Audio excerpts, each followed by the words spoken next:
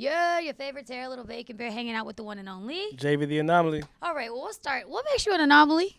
I mean, I've always been different ever since I've been growing up. You know what I'm saying? So just been from middle school to high school, just been, trying to find my niche and where I fit in. So when I found that niche, which is rapping and singing and songwriting, it just made me different from all the rest. And then I don't even talk about don't rush it. the same things. Don't rush it. Don't rush it, because I want to get into the different in the middle and the high school, Gotcha. right? Mm-hmm. And I only stop you right there because you were raised where? PG County. PG County. Middle and high school is one of the most shaping times of your life. Right. And when you're different and you're trying to stand out and be different, it's really, really difficult, right? Offer me some advice to a young person that's coming up, just moving through that difficult space, or even a grown-ass man that's moving through those difficult spaces, because it's hard to be different. Yeah, it definitely is. I mean, I feel like a lot of this world has a lot of people that just follow the status quo, follow the same trends. But when you actually venture out and find yourself, that's when you dare to be different. That's when you dare to be somebody that's not just the same person that everybody else wants to see. Like, my music speaks for that. Everything that I do speaks to that. I don't curse in my raps. That's one thing that is different from everybody else. Like, a lot of people do the cursing thing, to talk about sex, drugs. My topics of choice is not that. I think my first intro to an artist not cursing at music was Young Manny, and I was like, wow, that's a really refreshing perspective. Is that something that you really have to dig at and work at, or is it something easy that comes to you? No, it's very easy. I mean, a lot of people just try to substitute and fill their bars or words with curse words because it's easy to do.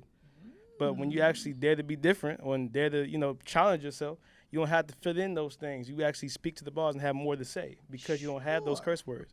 Okay. Then, Okay, challenge yourself. Well, like in SpongeBob, they said they were sentence enhancers. I understood it then. I said, yeah, it does kind of enhance the sentence, but I understand using it as a crutch. Like, there are plenty of things that people use as a crutch. There are so many things you don't realize it unless you're super conscious about the things that you're talking about when you talk for a living. Right. Like you.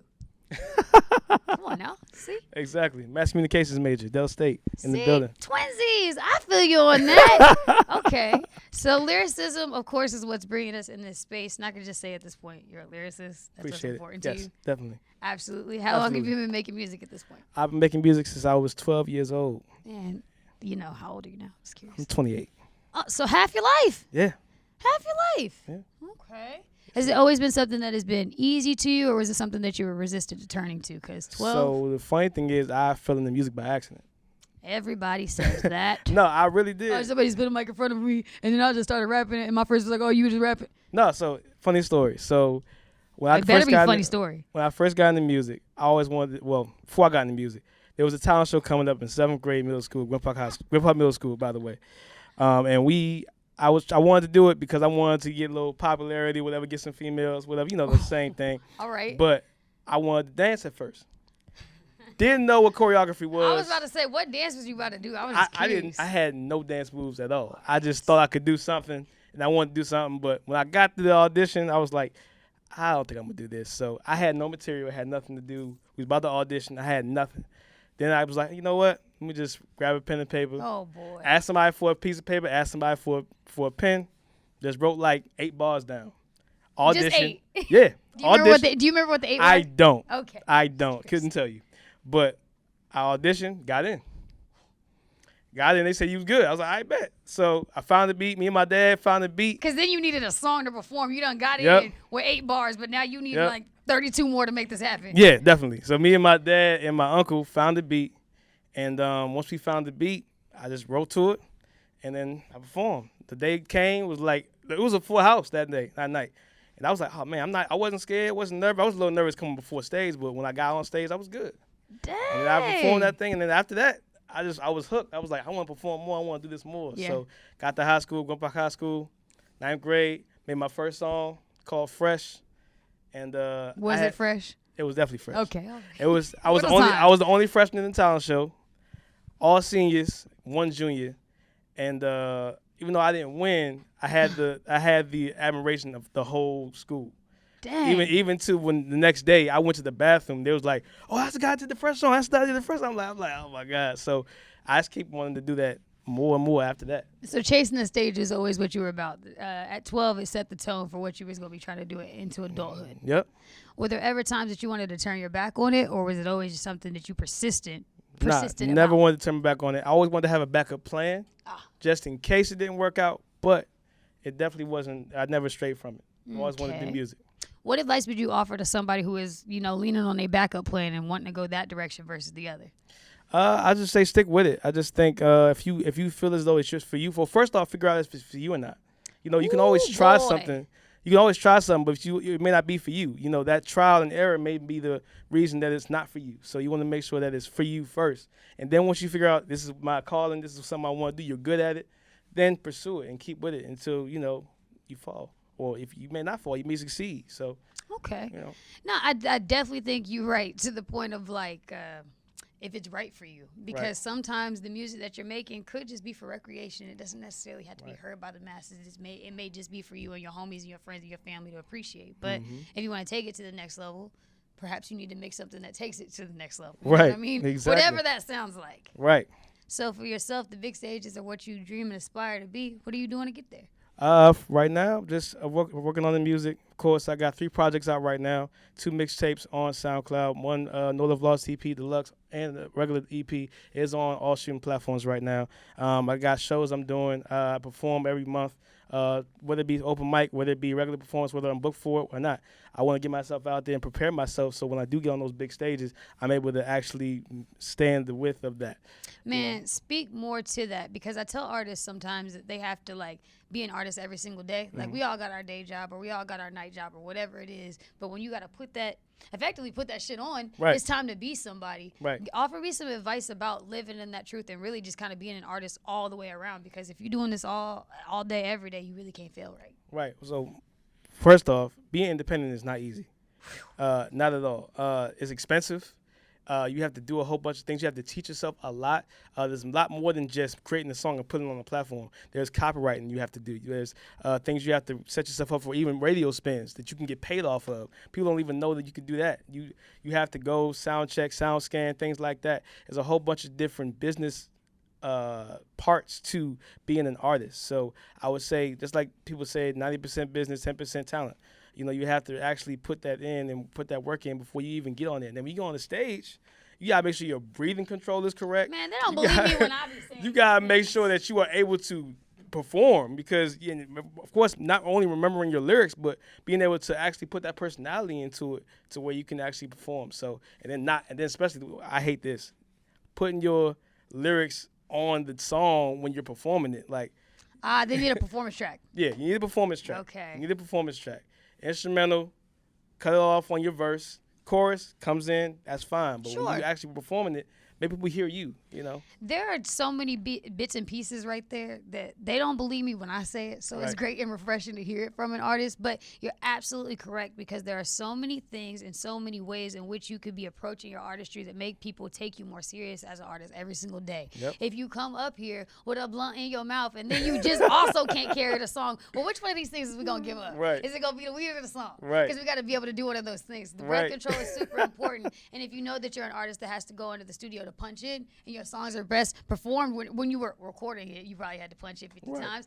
Perhaps you should make a performance track that leans into that. And if you don't know what a performance track is, you gotta take a deeper dive. But even to the point of making sure that your music is copyrighted and registered, all this boils down to business and science, and then doing research. It's YouTube videos out there, right? Bro, this information is available to you for free. And it sounds like you've been taking your advice and using it. Where were you getting these smarts from? Was this something that you learned in school? Did somebody offer this to you? Or? Just from experience. I learned from other artists, just connecting with other artists and being around other artists, hopping on tracks. My engineer taught me a lot about music and how to punch in, what to do, not having to do a whole verse with no breaths and stuff like that. Breathing control. Take a breath. When I was at Fourth Quarter Collective, me and Benlu Bird, the person you interviewed, I was with her. I learned a lot from her. And just learning from how to record, how to do that, and then performing, just consistently performing. There was a Coast to Coast Live? Coast to Coast Live. Don't want to get on here lying, so I'll say no. So it was a contest that I was in that I actually won.